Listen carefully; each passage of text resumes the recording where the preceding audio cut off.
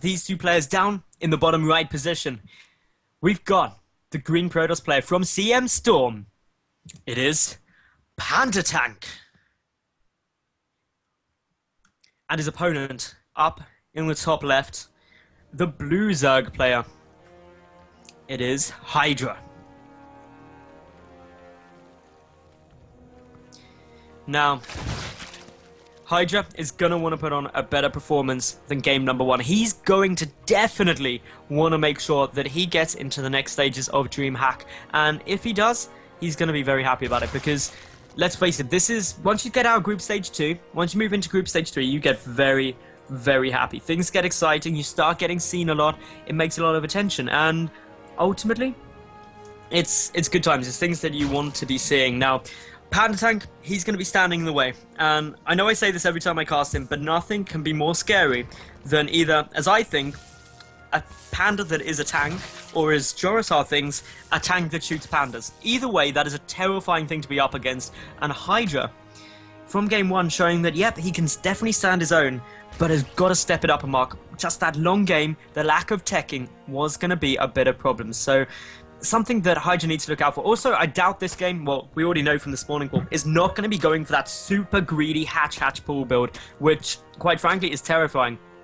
But Pandatank, likewise, he isn't going for the normal. He's gone Nexus first. He's like, well, game 1, you're going to play greedy. Game 2, I'm going to play greedy. I want to get this economy set up and running. I always think, I don't know about you guys, but whenever I see players who go very economic focused, I always think they were fans of Monopoly as children. I was a fan of Monopoly as a kid. I still am a massive fan of Monopoly as an adult, and my god, it's an amazing game. But anyway, Forge down, Gateway coming down here. Nexus nearly finished. The Overlord seeing all, being like, okay, your Forge expanding.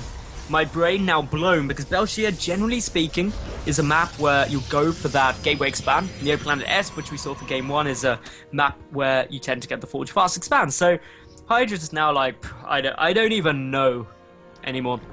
And, well, he's probably not. He probably does know. It's just me sitting here in the very hot heat. We're having a heat wave in England, which is always good. It's like I'm in Valencia in some nice ways.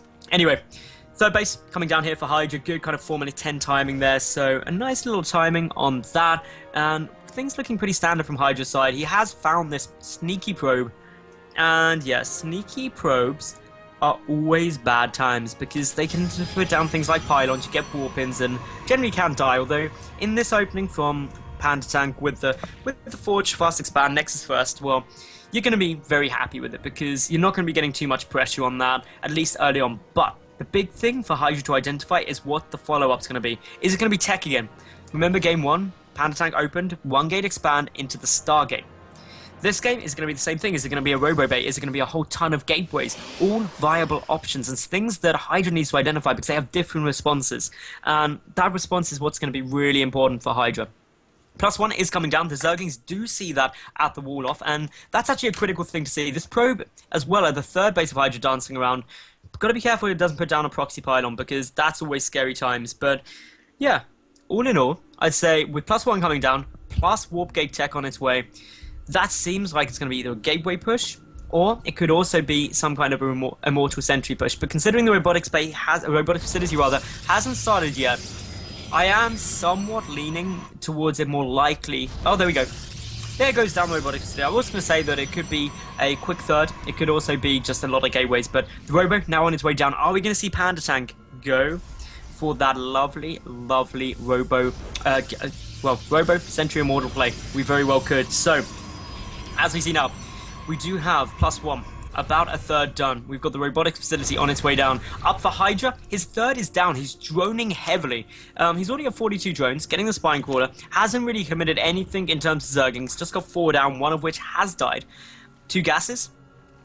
Now only just getting speed. So he's playing this very economically focused, just as you should against the Nexus first, but needs to spot that robo facility's down, plus those 3 additional gateways. This is very much looking like an Immortal Sentry all-in.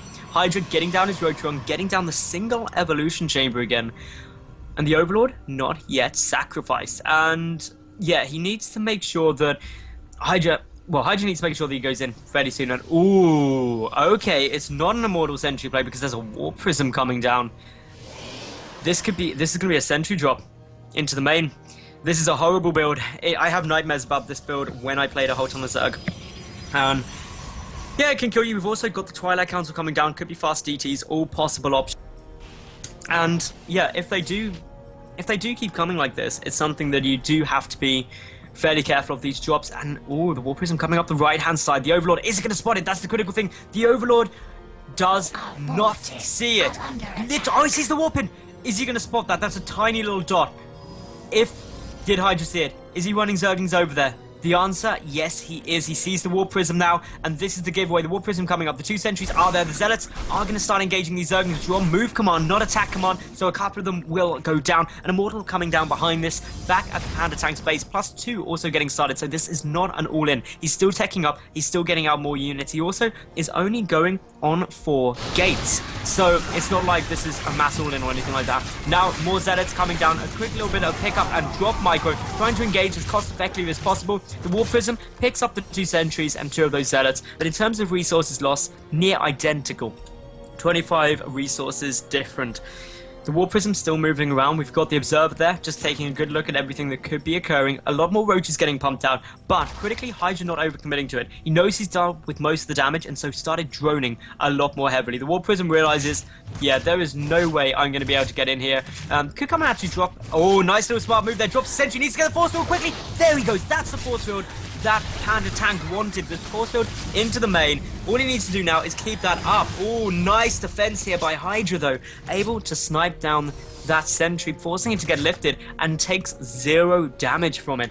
But the War Prism, he's coming back up. These units all out of position. That's always a dangerous thing to see. Spine Caller coming down. Force field there trying to block the Queen. Does now manage to do it. The Zealot is going to pick it apart. This hurts the production, and that is, of course, the key thing. The sentries get saved too. Pandatank now being very cost effective with these units, but a 4th base getting secured by Hydra, even though there is no 3rd base of the Protoss. So this is just expanding up. A dangerous move though, because the follow-on from this War Prism harassment is a 3 Immortal push. Sorry, it's going to even be a 4 Immortal push. My goodness, with +2, with Blink. This is a scary 2-base shove, and it's something that Hydra, I really don't think, knows coming. If I look at his vision, he doesn't even know. He knows the robotic facilities there, obviously, from the War Prism, but he's taking a 4th, so I don't think he's expecting this much pressure coming in. He does hold the watchtowers though, and therefore sees straight away that there is a lot of units on their way over. This is scary news now for Hydra, who is trying to get his hydrogen down, is going to put on some pressure, trying to engage these War Pins as quickly as possible. The War Prism will be saved though, because there's no anti-air, nothing that can attack it. A couple of Zealots getting caught there. Blink is nearly done too. Good little hop pickup from Pandatank, keeping these units alive. And Hydra scrabbling to try and get some Hydralisks out. He needs to make sure that, all in all, he keeps this army in a containable position. The Hydras will engage it very well, but he needs a good number of them. He needs support for them too. There's 20 roaches out. It's not only. Great force fields though there from Pandatank, and these are mortals. My god, this mortal damage is huge. The roaches getting annihilated. Blink Stalkers as well going to be trading very cost effective. The Immortals are trapped, but there's just not enough Zerg here. The Protoss force blinking forward there, trying to snipe down these Hydras, but the Hydras are dealing too much damage. The supporting Zerglings coming in from the side, and this, of course, is where this force has to be very careful. +2 is done up against 1 Carapace upgrade for Hydra. So upgraded 1 is there for Pandatank. He's going to be continuing on this pressure. The Hydra count is up at 19 though. It's just the support for the Hydras that's lacking. Zerglings trying to come in. The Zealots moving forward as well. The Time Warp trying to stop this down, but the DPS on these Hydralisks is absolutely obscene. Can Hydra actually hold this up? Well, he's doing the best job he can, and it looks like, yes, he will be able to. And Panda, of course, if he doesn't push through here, is in a pretty tough spot, because the 4th base is up for Hydra, but he's continuing on the pressure. The Mothership Core goes down. There will be no retreat. The Hydra's getting focused down. The Immortals have all died, but the Stalkers are still pushing in. The Warpins can continue to come down. The Hydralisk count down to just 1. Only Roaches now, which won't trade that well. 2-0 up against 0-1 in terms of their upgrades. The Stalkers, they're still going to be putting on the pressure. Blink Stalkers as well against Roaches, incredibly strong. And here we go, Pandatank moving a bit further forward, blinking back because the Zerglings, he doesn't want them engaging the Stalkers directly. No more Hydralisks coming out for the moment. Hydra being forced to pull back with the Roaches, and the Stalkers pushing on forward. The Queen getting sniped down, drones getting pulled. Never a good sign when drones are pulled. And therefore, Pandatank just blinking back. He's like, well, you're already wasting mining time. I know I've got you on the ropes. Play it safe. and I can win this. The Blink Blanco is coming down like a sir, and this is where Pandatank can start pushing through. The roach is crumbling under this pressure. Overlord's now getting sniped off. Luckily, there's a lot to spare. Drone's getting pulled once again. Pandatank moving around to the side. He's trying to get himself into a good position. The roach count slowly dwindling. Pandatank now taking the supply advantage this game. Still no third though for Pandatank. This is completely all in at the moment. 2-0 up against 1-1 melee for Hydra, so the roaches don't deal big damage, but the stalkers certainly do help. A couple more Hydras trying to get out, and that's the concern for Pandatank. He's got to make sure this Hydra count doesn't get too high. He's blinking like a boss, and well, there's the GG, well played. Pandatank takes the series 2-0.